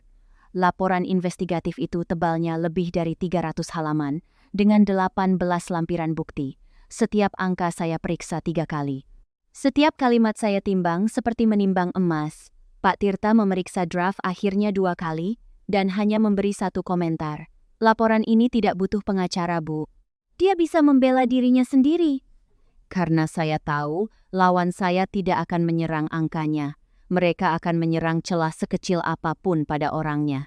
Suatu malam, lewat tengah malam, pintu kamar berderit pelan. Bima berdiri di sana, menyeret selimut kecilnya, matanya setengah tertutup. Ibu kok belum bobok? Ibu kerja terus. Saya mengangkatnya ke pangkuan. Bau matahari masih tersisa di rambutnya. Sebentar lagi selesai, Nak. Ibu sedang menyelesaikan pekerjaan yang paling penting. Menghitung uang orang jujur lagi. Saya terdiam sebentar, menatap tumpukan map di atas meja. Bukan sayang. Kali ini ibu sedang membersihkan nama ibu sendiri. Dia mengangguk-angguk tanpa mengerti, lalu tertidur di bahu saya. Dan di bawah lampu kuning meja makan, sambil memeluk alasan terbesar saya untuk bertahan, saya menyelesaikan halaman terakhir laporan itu. 2 malam sebelum rapat besar itu, ponsel saya berdering, nomor tidak dikenal, suara di seberang tidak memperkenalkan diri, tidak perlu, saya hafal nada sopan yang berbisa itu. Bu Lestari, masih ada waktu untuk membuat laporan yang bijaksana. Pikirkan baik-baik. Ibu punya kantor kecil yang bagus, punya anak yang lucu, sekolahnya dekat ya. Yang pagarnya warna-warni itu. Tangan saya mencengkeram tepi meja sampai memutih. Dia menyebut sekolah anak saya. Selama 3 detik, saya adalah seorang ibu yang ketakutan. Pada detik keempat, saya kembali menjadi auditor yang menggenggam 18 lampiran bukti. Pak Damar. Panggilan ini direkam. Sebagaimana ponsel saya sejak minggu kedua penugasan, atas saran pengacara bank. Dan barusan, Bapak menambahkan 1 pasal lagi ke daftar Bapak. Pengancaman terhadap auditor. Terima kasih atas kerjasamanya. Sambungan diputus begitu cepat sampai terdengar seperti orang tersedak. Malam itu juga, rekaman itu saya serahkan ke pengacara dengan tembusan ke Pak Hendra. Sebelum tidur, saya mengecek pintu 2 kali, bukan karena takut. Karena seorang ibu boleh waspada. Bahkan, saat dia sedang menang, pengamanan untuk Bima diurus diam-diam. Bu Marni dan 2 tetangga bergantian menjaga lebih dekat. Damar sudah memakai peluru terakhirnya. Dan peluru itu, seperti semua peluru sebelumnya, berbalik menancap di kakinya sendiri. Undangan resmi itu keluar 2 hari kemudian. Rapat gabungan antara bank kreditur, direksi, komisaris, dan pemegang saham PT Mahendra Konstruksi. Agendanya tunggal. Pemaparan hasil audit investigatif oleh auditor independen. Tempatnya, ruang rapat utama kantor Mahendra. Ruangan yang sama tempat dulu saya diadili tanpa pengadilan. Bu Marni menginap di kamar Bima malam itu, katanya kebetulan ingin menonton televisi di tempat kami. Kebetulan yang dia ulangi 3 malam berturut-turut. Malam sebelumnya, saya menata isi binder sokelat itu untuk terakhir kali. Bagian 1, kebocoran 12 miliar, dan vendor cangkang. Bagian 2, dokumen palsu bermeterai salah zaman. Bagian 3, jejak digital dan formulir rekening 5 tahun lalu. Bagian 4, rekaman, kesaksian, dan buku merah. 5 tahun lalu, saya keluar dari rumah mereka membawa 1 koper pakaian dan nama yang hancur. Besok pagi, saya akan masuk membawa 1 binder. Dan pulang membawa nama saya kembali. Sebelum tidur, saya mengecup kening Bima yang sudah terlelap. Doakan ibu nak, besok ibu menyelesaikan utang lama, bukan utang uang. Utang kebenaran. Di luar, hujan September turun pelan di atap ruko. Sama seperti hujan di malam saya diusir dulu. Bedanya 1. Malam itu hujan terdengar seperti tangisan. Malam ini, terdengar seperti tepuk tangan yang datang lebih awal. Pagi itu, langit Jakarta cerah, seolah ikut ingin menonton. Saya tiba 15 menit lebih awal, binder coklat di tangan kanan. Tim saya membawa proyektor dan kotak lampiran. Ruang rapat utama penuh. Direksi bank di sisi kiri, keluarga Mahendra di sisi kanan. Ibu Hartati duduk sebagai komisaris utama, wajahnya tegang tapi tegak. Aryo di sebelahnya, pucat. Wulan duduk paling pojok, mengecilkan diri.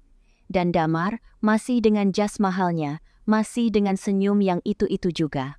Mbak Ratna duduk di barisan staf, mengenakan hijab terbaiknya yang biasanya hanya dipakai saat lebaran. Hari ini hari raya juga Mbak Les, bisiknya saat kami berpapasan. Notaris perusahaan duduk di ujung meja dengan buku catatannya. Pengacara bank di sebelah Pak Hendra. Sekretaris membuka rapat, membacakan agenda tunggal hari itu. Lalu Pak Hendra mengangguk ke arah saya. Silakan, Bu Lestari, forum ini milik Ibu. Saya berdiri. 5 tahun lalu, di gedung ini, saya berdiri untuk menerima vonis. Hari itu saya berdiri untuk membacakannya. Saya membuka halaman pertama, menatap satu persatu wajah di ruangan itu, dan mulai bicara dengan suara yang tidak bergetar sama sekali. Selama 5 tahun terakhir, perusahaan ini mengalirkan 12 miliar 300 juta rupiah kepada 1 vendor. Vendor itu, PT Surya Abadi Teknik, beralamat di sebuah kios tutup berukuran 3 kali 4 meter. Tidak ada material yang pernah masuk gudang. Tidak ada pekerjaan yang tercatat di proyek manapun. Foto kios berkarat itu muncul di layar. Seseorang di barisan bank berbisik tertahan. Direktur vendor tersebut bernama Raden Prasetyo. Sepupu kandung dari direktur keuangan perusahaan ini. Semua kepala menoleh ke arah Damar serentak, seperti digerakkan satu tangan. Damar mengangkat kedua tangannya. Tenang, terlatih. Kebetulan nama belakang, Prasetyo itu nama sejuta umat. Lanjutkan saja Bu Auditor, saya mengangguk sopan. Terima kasih Pak, saya memang akan melanjutkan. Sebagai pembanding, 12 miliar itu setara tunggakan THR dan bonus karyawan yang 3 tahun terakhir selalu dibayar terlambat dengan alasan arus kas. Ibu Hartati menatap layar dengan mata yang mulai basah. 12 miliar, uang perusahaan suaminya. Keringat 3 generasi. Di barisan belakang, beberapa kepala departemen mengepalkan tangan di atas meja. Aryo menunduk dalam-dalam. Mungkin baru pagi itu dia paham, selama dia sibuk patuh, rumahnya digerogoti dari dalam. Dan sekarang, kata saya sambil membalik halaman, kita masuk ke bagian yang lebih menarik. Bagaimana semua ini dimulai, 5 tahun yang lalu. Dan NMBA. Untuk pertama kalinya pagi itu, senyum Damar tidak kembali secepat biasanya. 6 minggu lalu, di dalam kotak arsip yang diserahkan kepada tim saya, ditemukan dokumen ini. Surat kuasa bertanggal 5 tahun lalu, seolah ditandatangani oleh saya, Lestari Ayuning Tias. Ruangan mendadak riuh. Ibu Hartati memejamkan mata. Aryo mengangkat wajahnya cepat. Tenang Bapak Ibu. Justru dokumen ini adalah hadiah terbesar untuk pemeriksaan kami. Perhatikan pojok kanan bawah, meterai elektronik. Benda yang baru ada di negara ini sejak akhir tahun 2021. Kami juga sudah meminta konfirmasi resmi ke penyedia meterai elektronik. Kode unik itu tercatat diterbitkan tahun lalu, atas nama pembeli korporat yang akan disebut dalam berkas pidana. Ditempel di dokumen yang mengaku lahir tahun 2020. Pemalsunya menempelkan masa depan ke masa lalu. Hening sesaat, lalu suara kursi terdorong kasar. Damar berdiri. Ini fitnah. Dia menyusupkan dokumen itu sendiri. Dia punya dendam pada keluarga ini. Kalian semua tahu itu. Saya menunggu dia selesai berteriak, lalu meletakkan satu lembar berita acara di atas meja. Penemuan dokumen disaksikan notaris dan auditor rekan, lengkap dengan nomor segel kotak arsip yang dicatat tim Bapak sendiri saat serah terima. Kotak itu disegel oleh bagian arsip atas perintah tertulis siapa Pak Damar. Mau saya bacakan disposisinya? Damar berdiri kaku, mulutnya terbuka tanpa suara, seperti ikan yang baru sadar sedang berada di daratan. Sekarang, izinkan saya menyelesaikan satu perkara lama yang menjadi akar dari semua ini. 5 tahun lalu, saya dituduh menggelapkan 800 juta rupiah melalui sebuah rekening atas nama Lestari A. Bukti pertama, metadata Syurel Arsip. Draft ketiga instruksi transfer itu dibuat dari laptop inventaris nomor sekian, terdaftar atas nama pemegang manajer keuangan saat itu. Damar Prasetyo. Bukti kedua, formulir pembukaan rekening tersebut. Kolom tanggal lahir diisi 21 Maret. Tanggal lahir saya 12 Maret. Pemilik asli tidak pernah salah menulis tanggal lahirnya sendiri. Bukti ketiga. Perantara pembukaan rekening itu, menurut catatan bank, juga membuka rekening PT Surya Abadi Teknik, orang yang sama, tangan yang sama. Dan tentang teller yang dulu mengaku melihat perempuan mirip saya, kami menemukannya. Dia bersedia bersaksi bahwa keterangannya waktu itu diarahkan oleh seseorang yang memberinya amplop. Ruangan itu bergemuruh pelan, seperti laut sebelum pasang. Dan bukti keempat, saya menekan tombol alat perekam kecil itu. Suara Wulan mengalir ke seluruh ruangan, bergetar, serak, tapi jelas. Ide rekening itu dari Mas Damar. Aku yang mengambil fotokopi KTP-nya. Aryo berdiri dari kursinya, menatap adiknya di pojok ruangan. Wulan, bilang itu bukan suaramu. Bilang. Wulan menunduk, bahunya berguncang. Dan diamnya menjawab lebih keras dari pengakuan manapun. Dengan ini saya nyatakan dalam laporan resmi, tuduhan 5 tahun lalu terhadap saya adalah rekayasa, hitam di atas putih. Lampiran terakhir bukan dari saya, kata saya pelan, sambil mengangkat buku bersampul merah itu. Ini catatan pribadi almarhum Bapak Mahendra, pendiri perusahaan ini. Di halaman-halaman terakhirnya, ditulis setelah stroke pertama beliau. Nama vendor itu dilingkari tinta merah. Berkali-kali, dan di bawahnya beliau menulis 2 kata. Tanya Lestari. Seisi ruangan menahan napas. Ibu Hartati terisak tanpa suara, kedua tangan menutup mulutnya. Beliau sudah mencium kebusukan ini sejak 5 tahun lalu. Beliau ingin bertanya kepada saya. Tapi saya keburu diusir dari keluarga ini. 3 bulan kemudian, stroke kedua membungkam beliau selamanya. Aryo mengambil buku merah itu dengan 2 tangan, membaca tulisan ayahnya, lalu menutup matanya lama sekali. Bahunya naik turun tanpa suara. Saya menoleh ke arah Damar, yang kini duduk dengan kerah basah oleh keringat. Jadi bukan hanya menantu yang Bapak singkirkan hari itu. Bapak juga membungkam pertanyaan terakhir seorang pendiri di perusahaannya sendiri. Untuk pertama kalinya, Ibu Hartati berdiri. Suaranya pecah menggema di ruangan itu. Damar, 5 tahun kamu makan di meja keluarga ini. 5 tahun kamu panggil mama pada saya. Apa yang sudah kamu lakukan pada keluarga saya? Damar tidak menjawab. Matanya bergerak liar mencari pintu. Tapi ruangan yang dulu dimasukinya dengan dada tegak, kini hanya berisi tatapan-tatapan dingin. Pak Hendra berdiri dan membacakan sikap resmi bank dengan suara datar yang justru menakutkan. Berdasarkan temuan auditor, bank menghentikan seluruh pembahasan restrukturisasi sampai pihak-pihak yang diduga terlibat dinonaktifkan. Laporan pidana atas dugaan penggelapan, pemalsuan dokumen, dan pengancaman akan didaftarkan siang ini juga oleh kuasa hukum bank dan perusahaan. Kata pengancaman membuat Damar tersentak. Dia baru sadar rekaman telepon malam itu juga sudah berpindah tangan. Dia mencoba kartu terakhirnya. Suaranya melunak, hampir merengek. Bu Hartati! Mama, ini semua salah paham. Saya bisa jelaskan. Demi Wulan, demi cucu Mama, jangan sebut cucu saya dengan mulut itu. Bentakan Ibu Hartati menggetarkan kaca ruangan.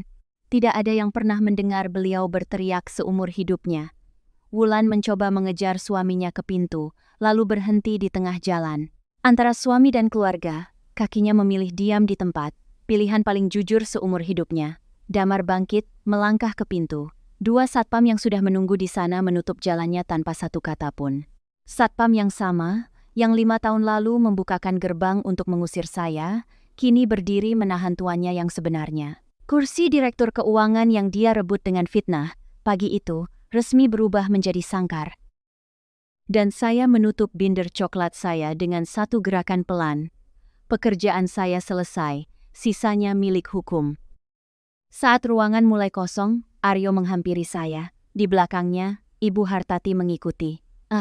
Lalu, di depan sisa orang yang masih ada, direktur utama itu membungkuk dalam-dalam. Dalam-dalam di belakangnya mengandaran hari. Les, atas nama keluarga Mahendra, dan atas nama diriku sendiri yang pengecut 5 tahun lalu. Maafkan kami. Surat pernyataan yang dulu kamu dipaksa tanda tangani, akan kami batalkan di hadapan notaris. Nama baikmu kami pulihkan secara tertulis, dikirim ke semua pihak yang dulu menerima kabar buruk itu. Dan soal ganti rugi. Berapapun yang kamu minta. Saya mengangkat tangan, menghentikannya di kata itu. Yang saya butuhkan bukan uang kalian, Mas. 5 tahun ini saya sudah belajar hidup tanpa uang kalian. Dan ternyata bisa. Sangat bisa. Yang saya ambil hari ini cuma satu. Nama saya. Itu pun bukan kalian yang memberi. Saya yang mengambilnya kembali dengan tangan saya sendiri. Satu lagi, Mas. Biaya pemulihan nama baik itu pakai pengumuman resmi, bukan bisik-bisik. Dimuat, ditandatangani direksi, disimpan notaris, hitam di atas putih. Kalian berutang format itu pada saya.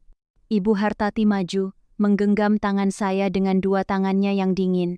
Maafkan Mama, Les. Mama yang paling bersalah, Mama yang mengetuk palunya. Saya menatap perempuan tua itu lama, lalu menjawab dengan kalimat yang sudah 5 tahun saya simpan.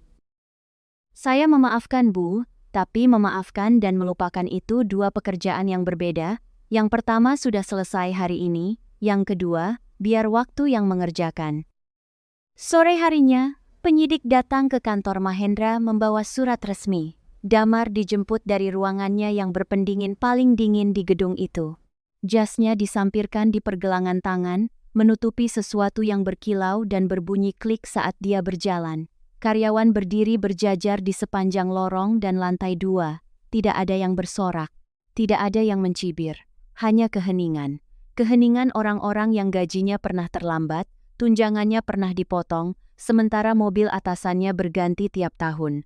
Di pintu lobi, Damar sempat menoleh ke atas, ke arah jendela ruang rapat utama. Sorenya saya mendengar, tunjangan karyawan yang tertunda dijadwalkan dibayar penuh bulan depan, dari aset Damar yang dibekukan. Keadilan kadang datang lewat slip gaji. Saya berdiri di sana di balik kaca. Kami bertatapan 2 detik. Saya tidak tersenyum, tidak mengangguk. Saya hanya menatapnya. seperti auditor menatap angka yang akhirnya cocok. Lalu mobil itu pergi, membawa serta 5 tahun fitnah, 12 miliar, dan 1 nama besar yang dia bangun di atas nama saya yang dia hancurkan. Orang bilang karma itu datang seperti badai, mereka keliru. Karma datang seperti tukang tagih yang sopan. Dia mengetuk pelan, menunjukkan rincian tagihan, lalu menunggu. Dan dia tidak pernah salah alamat. Saya keluar dari gedung itu pukul 5 sore. Hujan yang turun sejak siang baru saja berhenti. Aspal basah memantulkan cahaya emas. 5 tahun lalu, saya meninggalkan keluarga itu di bawah hujan, dengan kepala tertunduk. Sore itu, saya meninggalkan gedung mereka di bawah langit yang baru selesai mencuci dirinya. Dengan kepala tegak. Pak Hendra menyusul keluar dan menjabat tangan saya erat. Bang jarang berterima kasih, Bu. Hari ini pengecualian. Di trotoar, saya berhenti sebentar dan mengeluarkan ponsel. Nomor pertama yang saya hubungi bukan pengacara, bukan bank, tapi sebuah rumah kecil di kampung, di Jawa Tengah. Bu, ini Lestari. Suara saya tiba-tiba serak di kata kedua. Bu, nama anakmu sudah bersih. Sudah selesai semuanya. Anakmu tidak pernah mencuri, dan sekarang seluruh dunia tahu itu. Di seberang sana, ibu saya menangis. Lama, tanpa kata-kata. Lalu beliau berkata dengan suara tuanya yang bergetar, "Ibu tidak pernah ragu sekalipun, Duk. Pulanglah. Ibu masakkan sayur asem kesukaanmu." Saya tertawa sambil menghapus air mata dengan punggung tangan, di tengah trotoar Jakarta yang sibuk. Ternyata begini rasanya ringan. Saya sampai lupa, 5 tahun ini saya berjalan sambil memikul rumah. Malam itu sebelum tidur Bima menagih cerita seperti biasa. Biasanya saya bercerita tentang kancil, tentang astronot, tentang apa saja yang ada di buku.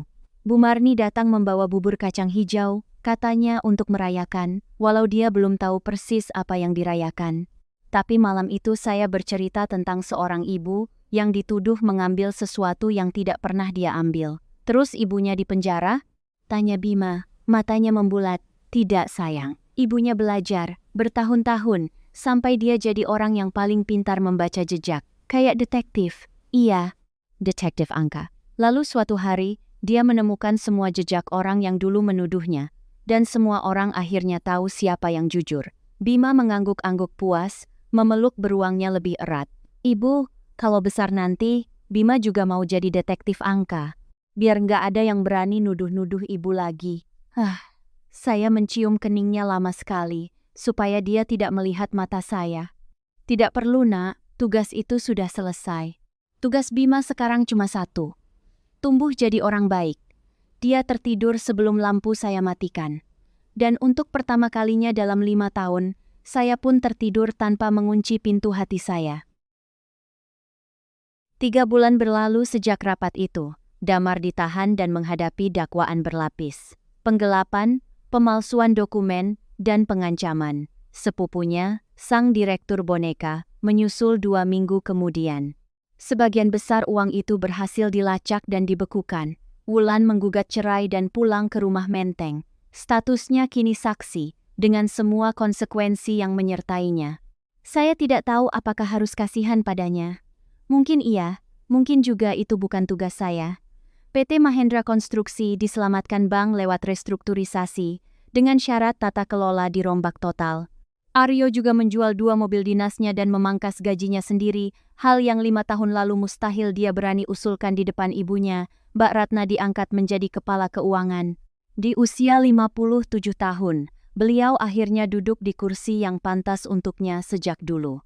Aryo tetap menjadi direktur, tapi kini di bawah pengawasan komisaris independen. Setiap hari Minggu, dia datang ke taman dekat ruko. Belajar menjadi ayah dari jarak yang saya izinkan, selangkah demi selangkah. Bima mulai memanggilnya Om Aryo. Suatu hari mungkin panggilan itu berubah. Biar anak itu sendiri yang memutuskan, dengan waktunya sendiri. Dia pernah meminta kami kembali. Saya menolak dengan tenang. Beberapa pintu, sekali tertutup, memang sebaiknya menjadi jendela saja. Dan kantor kecil saya, setelah kasus itu, kebanjiran klien. Tahun depan, cabang kedua dibuka, tetap di Depok, tetap dekat sekolah berpagar warna-warni itu. Cerita ini mengajarkan satu hal yang sederhana. Fitnah bisa dibangun dalam satu malam, tapi kebenaran punya satu kelebihan yang tidak dimiliki fitnah. Kebenaran tidak pernah lelah menunggu. Uang yang dicuri selalu meninggalkan jejak. Tanda tangan yang dipalsukan selalu menyimpan cacat. Dan kesombongan selalu membuat kesalahan kecil yang fatal. Buku merah Pak Mahendra, kini saya simpan di laci paling atas, bersebelahan dengan map tipis fotokopi lama saya. Dua benda kecil yang pernah memikul kebenaran sendirian. Ada banyak perempuan di luar sana yang hari ini sedang berada di posisi saya yang dulu. Saya sering memandangi keduanya sebelum menerima klien baru, sebagai pengingat untuk siapa sebenarnya profesi ini bekerja. Dituduh tanpa diberi kesempatan membela diri. Dipaksa menandatangani kata sukarela dengan pisau aib di lehernya. Mereka mengira diam adalah satu-satunya jalan agar semua orang selamat. Mengira mengalah hari ini akan dihargai suatu saat nanti. Kepada mereka saya ingin berkata, diam boleh, tapi jangan pernah berhenti menyimpan bukti, merawat kemampuan, dan menjaga diri tetap bersih. Karena hidup itu seperti pembukuan. Selalu ada tanggal tutup buku, dan di tanggal itu, setiap baris akan dibaca ulang. Saya menunggu 5 tahun untuk tanggal tutup buku saya. Ada yang menunggu lebih lama. Tapi saya belum pernah melihat buku yang tidak pernah ditutup. Ada juga banyak suami di luar sana yang seperti Mas Aryo dulu. Bukan jahat, hanya lemah. Mengira diam di tengah ketidakadilan adalah bentuk menjaga kedamaian rumah. Padahal menjadi suami bukan soal berdiri di tengah. Menjadi suami adalah tahu kapan harus berdiri di depan, memasang badan untuk rumah tangganya sendiri. Kertas bisa dipalsukan, bukti bisa diatur. Tapi, 5 tahun tidur di sebelah seseorang seharusnya cukup untuk mengenal hatinya. Dan ada pula para ibu mertua di luar sana yang seperti Ibu Hartati dulu. Membawa ketakutan kehilangan anaknya, lalu tanpa sadar memperlakukan menantu sebagai pesaing yang harus selalu dicurigai. Begitu takutnya kecolongan oleh orang luar, sampai tidak melihat pencuri sebenarnya yang setiap hari mencium tangannya. Kini, seminggu sekali, beliau makan malam di meja kecil kami. Sayur asem, ikan goreng, sambal terasi, menu yang tidak pernah ada di rumah Menteng. Bima paling suka kalau neneknya membawa kue nastar buatan sendiri yang gosong sebelah. Nastar nenek rasanya kayak petualangan, katanya. Kami semua tertawa sampai berair mata. Suatu malam beliau berkata, makanan paling enak ternyata yang dimakan tanpa rasa curiga. Butuh 12 miliar yang hilang dan 1 cucu yang ditemukan untuk mengajarkan hal sesederhana itu. Dalam hidup, kita semua pada akhirnya punya pilihan yang sama. Diam selamanya atau berdiri menuntut keadilan dengan cara yang benar. Saya memilih jalan yang panjang. Tidak berteriak, tidak menyebar aib, tidak membalas fitnah dengan fitnah. Saya hanya bekerja, menyimpan bukti, membesarkan anak saya, dan membiarkan angka-angka itu matang dengan waktunya sendiri. Mungkin di antara kalian ada yang sedang berjuang dalam diam, memikul tuduhan yang bukan milik kalian. Percayalah, kalian tidak sendirian. Dan tanggal tutup buku kalian sedang berjalan mendekat, selangkah demi selangkah. Bulan depan, kami berdua akan mudik ke kampung. Bima akan bertemu neneknya yang satu lagi, dan sawah yang selama ini hanya dia lihat di buku gambar. Pagi ini, seperti pagi-pagi lainnya, saya mengantar Bima ke sekolah berpagar warna-warni itu. Di tengah jalan dia mendongak dan bertanya, "Ibu, hari ini ibu menghitung uang siapa lagi?" Saya tersenyum, menggenggam tangan kecilnya lebih erat, dan menjawab seperti biasa. "Uang orang-orang yang jujur, Nak. Selalu uang orang-orang yang jujur." Ceritakan kisah kalian di kolom komentar. Mungkin ada yang sedang butuh mendengar bahwa menunggu dengan kepala tegak itu tidak pernah sia-sia. Terima kasih sudah menemani kisah ini sampai akhir.